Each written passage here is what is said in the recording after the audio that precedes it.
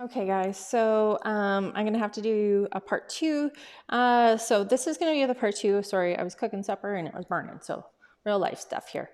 Okay, so now we're gonna get into the number 4 round brush. So in case you're just joining in, we are talking about the brushes that we're gonna be using for the beginner acrylic class.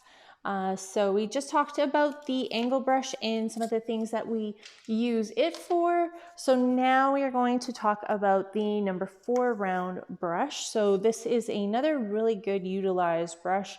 So this one is good for filling in smaller areas, touch-ups, trees, petals, and some of the larger line work. So we have trees, line work,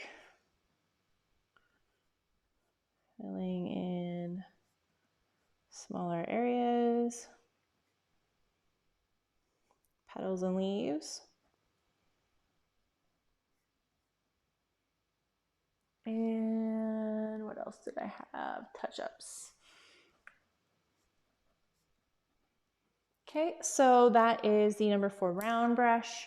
So then we are going to move on to the liner brush.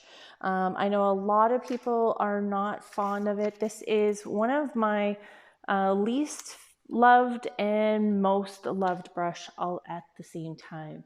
You're gonna notice it's got, I'm gonna just focus in here a little bit, see if it'll focus on this guy's pretty tiny. Okay, see if you can focus on my hand here. There we go. Okay, so you see how his bristles are quite long and skinny. So that helps you get really, really long and, or sorry, skinny. Just trying to focus here. Come on, focus. Come on, there you go. Okay, so it'll give you really thin lines. It's really a hard brush to control, and that's why a lot of people hate it, but I really do quite like it. So you're gonna use it for really thin lines.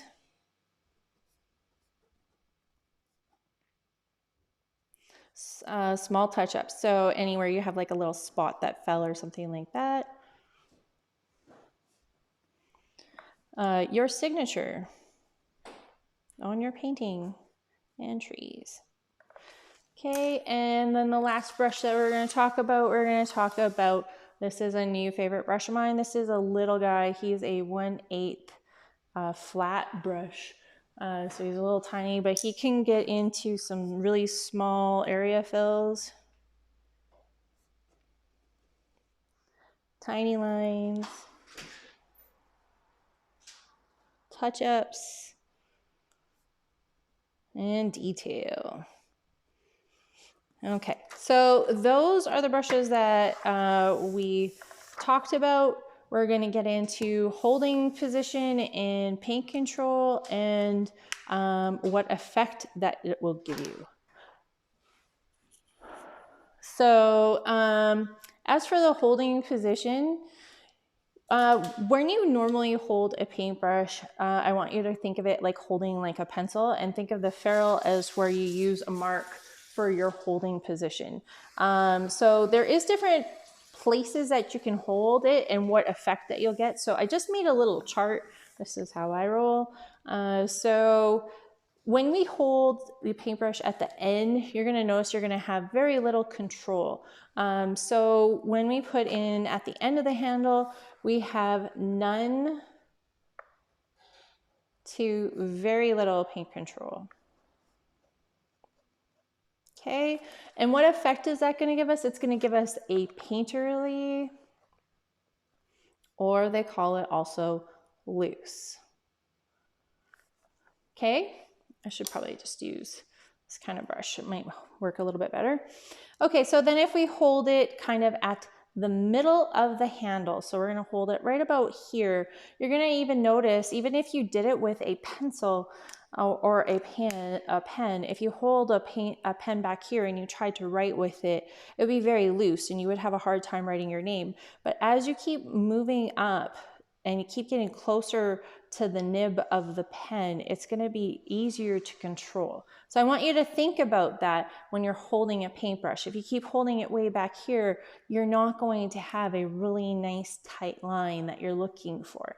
So yeah, so if we're holding it at the middle of the paintbrush, we are going to have very little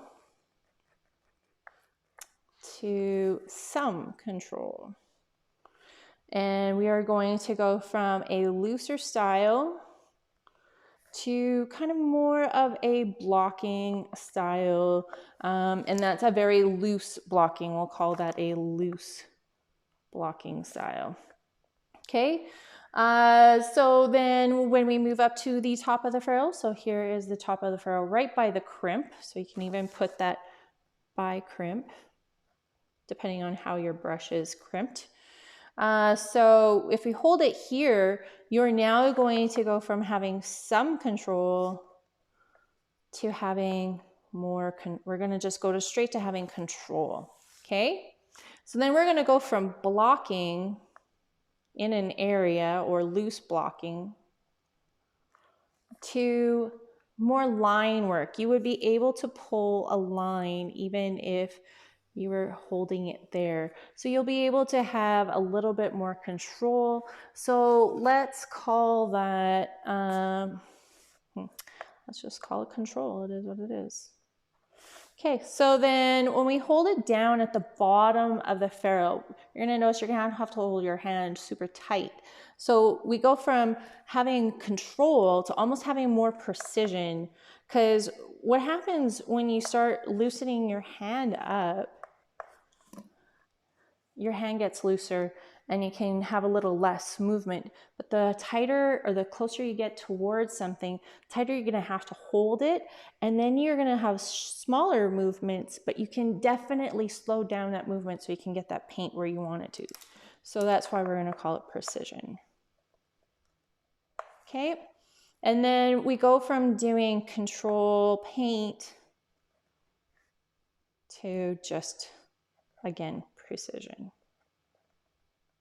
Okay. Okay, so then the next thing we're going to talk about brush pressure. You're going to hear me say a lot in videos coming up when we talk about painting about pressure on the brush. So I'm going to say like half pressure, light pressure, full pressure. And what that is it's how hard you're pushing the bristles down on the brush. So I don't want to see like it flaring out the bristles so that they look like a fan. That should never happen. The most that you should ever push down a brush is just so that you can see where the full width of the brushes have been made. Always rules to be broken, but just keep in mind that you can always wreck the bristles of the brush if you do that. So we're going to talk about light pressure. So light pressure is holding your brush closer to the bristles. We're going to have a slower movement with our hand, and we're going to be at only the very tip of the bristles being used. So really only this part of the bristles will be used. So I have a couple lines here. We're going to get into the practice part in a minute. So then when we do half pressure, it is going to be just pushing down about halfway to full pressure. So if this is full pressure and this is light pressure, that would be half pressure. So it's just pushing the bristles down so they're about halfway pressed down, and then you'll be able to do a little bit of a faster movement. And then if we do full pressure, we can go super fast because we can just see the full width of the brush moving.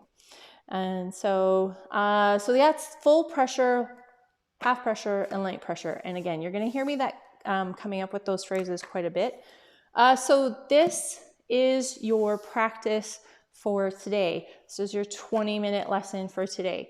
So you're going to notice I have a brush pressure practice. I want you to get a paintbrush in any color paint, whatever you can find. I just drew some lines with a pen here. And I just wrote light pressure, half pressure, and full pressure.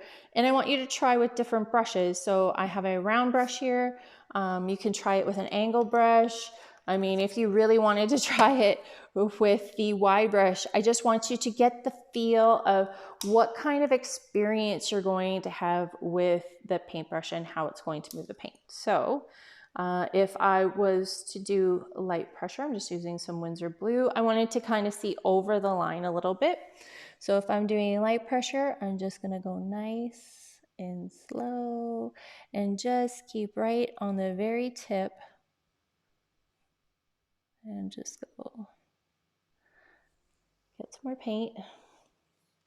And this is good practice. Any of you who have been painting for a while and are looking for challenges, here you go. Here's a good challenge for you. Just go nice and slow. I am painting on paper, so you're going to notice it's kind of soaking in quite a bit, and it also means I have to go to water a bit more.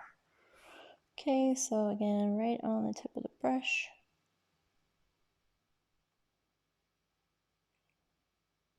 Okay, so that's light pressure. Let's do medium pressure. So you're going to notice I'm going to go a little bit faster. So this is halfway down.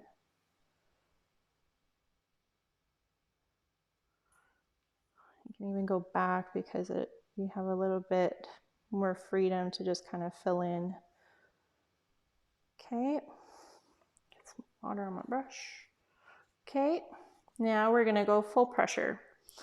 Okay, so full pressure all the way down. You can see I can go all the way along. You can see how wide that brush gets. This also shows you what kind of control you have with your paintbrush. Okay, so that is going to show you with the number 4 round. I will label it right here. So I will just put number 4 round. Okay, number 4 round example. Okay, so now I want you to either keep practicing with your pressure or try it with a different brush or whatever brush you can find. But that is your exercise for today. That's your 20-minute lesson. And if you want to join the Facebook group, it again is Maggie Milo's Virtual Art Club. And I will see you guys on the next lesson. And in the next lesson, we are talking about canvases, and we'll talk to you soon.